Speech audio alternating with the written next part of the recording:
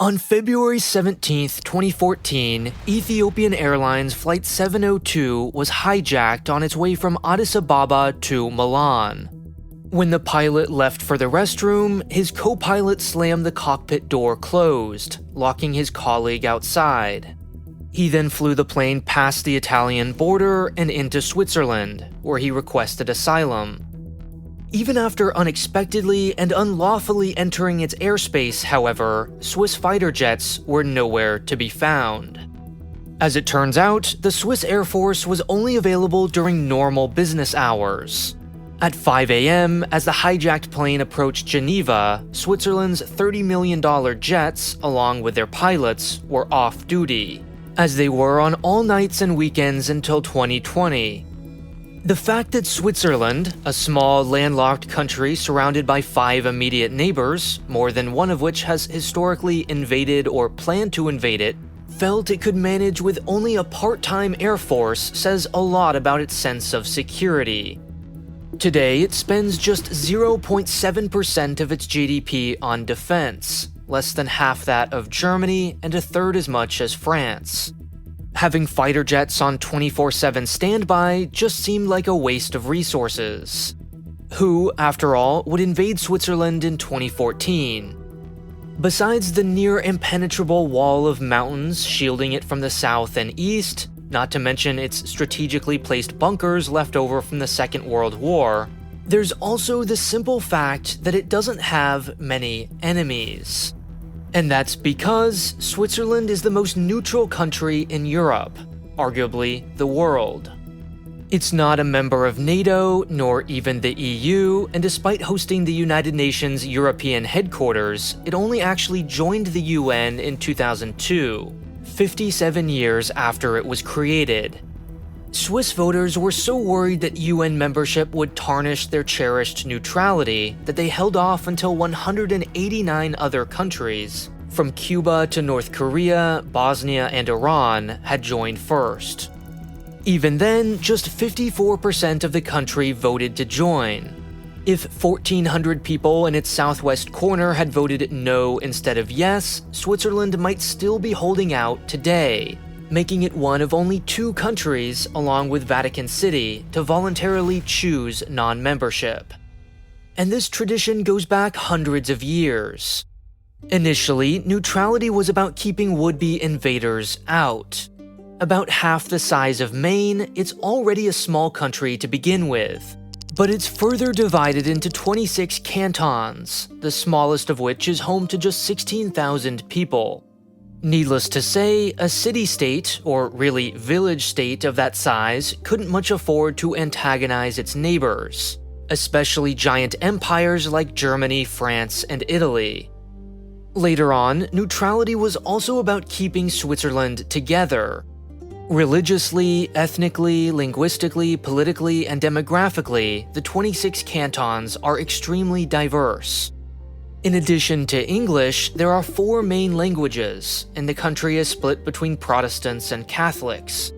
In 1847, these divisions inspired a brief civil war, after which the new politically unified Swiss state doubled down on neutrality as a way of keeping the peace. If Switzerland had backed the French during the First World War, for example, it would have upset much of the German-speaking population in the north. Conversely, if it had taken the German side, it would have alienated the French-speaking Western cantons. Either Germany or France could have exploited this divide to foment unrest, or even break Switzerland apart. By not taking a position, the Swiss made room for peaceful coexistence. Over time, neutrality became entrenched in the Swiss national psyche, taking on a life of its own. More than just a useful tactic to minimize discord, it became a near-universal identity, a consensus principle that bound the nation together, despite its great religious, linguistic, and cultural differences.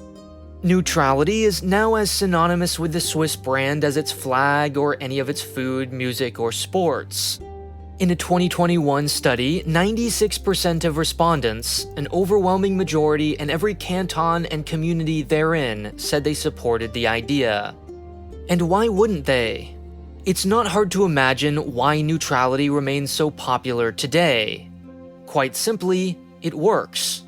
The country not only emerged from every war unscathed, a tiny island of tranquility within a European sea of chaos, preserving its independence, but it's also grown unthinkably rich in the process. At $103,000, Switzerland has the second highest GDP per capita among countries with over 1 million people. Doing business with anyone and everyone, it turns out, can be quite profitable. This, in turn, has led to a kind of Swiss exceptionalism, a belief among its citizens that they've inherited a uniquely effective formula for success, and that change, therefore, is unnecessary. Refusing to join the UN until 2002, for instance, may sound absurd. How radical, after all, could an organization be that hosts both the United States and North Korea, Israel and Iran? But to a Swiss voter content with the status quo, why rock the boat? Neutrality has served Switzerland so well that any change, no matter how small, may feel like an unnecessary risk. The only problem, of course, is that not everyone is Swiss. There's a large and growing gap between how neutrality is perceived in and outside of the country. Among the latter, a common accusation is that Switzerland tries to have it both ways, to use neutrality as an honorable-sounding excuse to receive special treatment. The Swiss have a long history of declining membership in international organizations, only to then secure separate bespoke agreements guaranteeing access to many of the same benefits without paying the attendant costs. In other words, it wants Europe a la carte, cherry-picking the rights that come with bloc membership without taking on any of the obligations, taking and not giving. In 1992, for instance, voters decided against EU membership. Instead, they joined the EU single market and negotiated over 100 bilateral agreements, securing access to 700 million European customers without having to compromise on all the things full EU membership entails. According to a 2019 study, Switzerland is now the single largest beneficiary of the European single market. Each of its citizens earn an average of $3,400 more as a result, 3.5 times more than the average European. Swiss exports of gold, medicine, watches, chocolate, and high-end electronics are big business, and more than half are shipped to the EU. Likewise, Switzerland closely cooperates with NATO, although it's not a formal member, and thus not required to help defend its neighbors. When it joined the League of Nations back in 1920, the Swiss negotiated special privileges. It tried to do the same with the UN 25 years later, asking for exemptions from having to implement sanctions, but was turned down. Another related criticism is that Switzerland keeps its hands clean while at the same time profiting from its complicity. To some, neutrality feels like an awfully convenient justification to make money from history's villains. The country opted out of international sanctions targeting apartheid South Africa, and during World War II turned away thousands of Jewish refugees while doing extensive business with the Nazis. More recently, it's become a kind of playground for the rich. Oligarchs, tyrants, and criminals have hidden their wealth in Swiss bank accounts. Kim Jong-un was even sent to boarding school in Bern during the 90s. These criticisms, in other words, are not new. Neutrality has always been a difficult balancing act, but it's recently become a whole lot harder. First, there was Russia's invasion of Ukraine. After briefly hesitating and under immense pressure from the international community, Switzerland agreed to sanction the Kremlin. Still, only about $8 billion of Russian assets were frozen, out of what European officials estimate at $200 billion. In explaining its decision to deviate from its usual policy, it decided, for example, not to impose sanctions after Russia annexed Crimea in 2014. The Swiss government called this an extraordinary situation that called for extraordinary measures. Yet, controversially, this situation was apparently not so extraordinary that it would make an exception to its rules forbidding the re-export of weapons to war zones. When Germany and Spain asked Switzerland for permission to send the weapons they had already purchased from the Swiss onto Ukraine, the Swiss government rejected their requests. Likewise, in 2023, it chose to destroy some of its aging yet still functional anti-aircraft missile systems rather than give or even sell them to a desperate and pleading Ukraine. This would prove to be extremely unpopular. Critics pointed out that although Switzerland happily profited from arms sales, it was somehow uncomfortable with those same weapons actually being used, even in the defense of a fellow European democracy against a blatant aggressor. In 2025 alone, the United States bought $120 million worth of Swiss weapons. Germany bought another 4 times as much.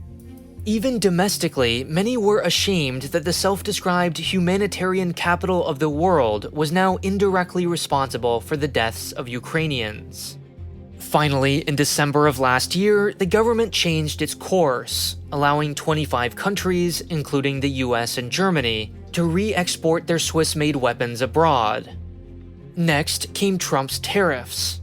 Switzerland is the world's #1 refiner of gold. About 70% of all unprocessed gold passes through the country, before being purified and exported abroad, much of it sold to Americans.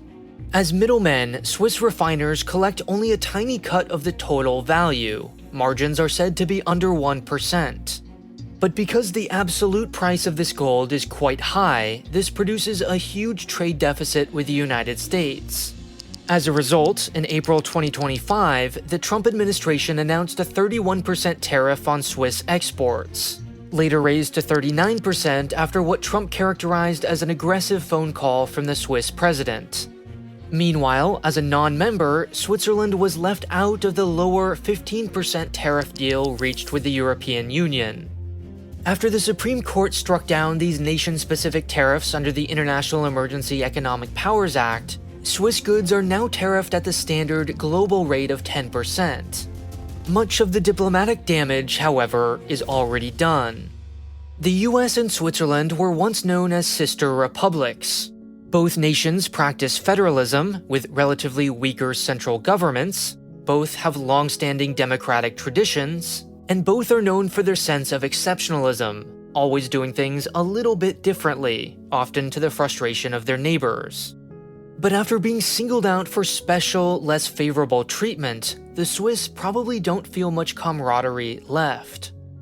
Now, in the past, Switzerland has navigated turbulence by highlighting the benefits of neutrality and making itself useful to the world. Geneva is considered the humanitarian capital of the world. It's home to everything from the Red Cross, whose logo is an inverted Swiss flag, to the UN, WHO, WTO, YMCA, and just about every organization whose name starts with world or international. Japan and Germany negotiated with the Allies in Switzerland, as did Reagan and Gorbachev in the twilight of the Cold War.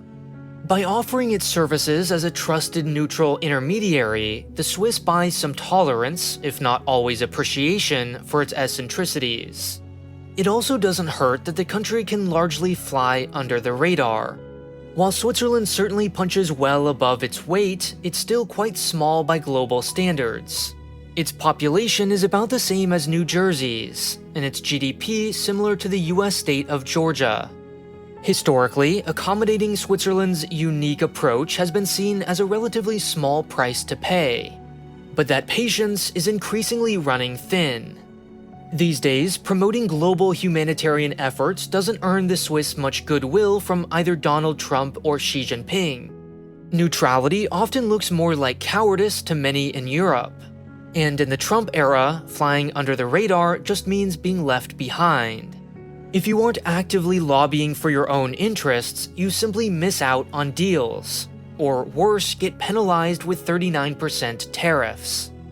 The current US government is clearly no fan of the aloof approach to Swiss diplomacy, but neither is Russia happy with Switzerland. In 2024, Putin dismissed holding talks on Ukraine in Switzerland on the grounds that the country was no longer sufficiently neutral. Perhaps this really is what true neutrality looks like, frustrating both sides equally. But Switzerland now faces a question. Is neutrality an end in itself, a principle worth protecting for its own sake? Or is it a mere means to an end, a strategy to serve Swiss interests, one that can be abandoned when no longer convenient. Are the Swiss, in other words, true believers? A similar question has been asked over the years about China's leader Xi Jinping. On one hand, the man has accumulated immense personal power, even going so far as to remove term limits.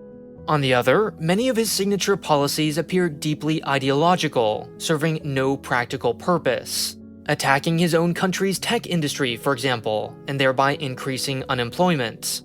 My answer to that question is this 3-part series called A Grand Theory of Xi Jinping. In it, I read, listen, and watch nearly everything there is to know about one of the most powerful men on the planet to understand who he is and what drives him. And it's exclusively available on today's sponsor, Nebula. In fact, I just released part 2 last week. Recently on Nebula, I've been watching Real Engineering's exclusive video, The Anatomy of the iPod. He 3D scanned and modeled the original device and explains in fascinating detail how everything works, including that magic scroll wheel. In his original series Mad Kings, real-life lore chronicles some of the most insane dictators from history, like Muammar Gaddafi, who, fun fact, proposed, quote, abolishing Switzerland, which he called a world mafia. Speaking of abolishing things, you absolutely cannot miss Abolish Everything, Nebula's fast-paced live comedy debate show. In it, comedians argue for the abolition of things like toothpaste, sunscreen, and chiropractors. And speaking of Switzerland, the creators behind some of your favorite channels play hide-and-seek in the Swiss Alps on Season 9 of Jetlag the Game, our Nebula travel game show. Nebula is ad-free, and you even get guest passes to give to your friends and family so they can watch free. Normally, Nebula costs $6 a month, but you can get it for less than half that by signing up for a year with the link on screen or in the description now. That's just $30 per year, effectively $2.50 a month, to watch my new exclusive series A Grand Theory of Xi Jinping, all the ones I mentioned here, and much, much more. Plus, if you're not a fan of subscriptions, you can also get $200 off Nebula Lifetime with a lifetime link below.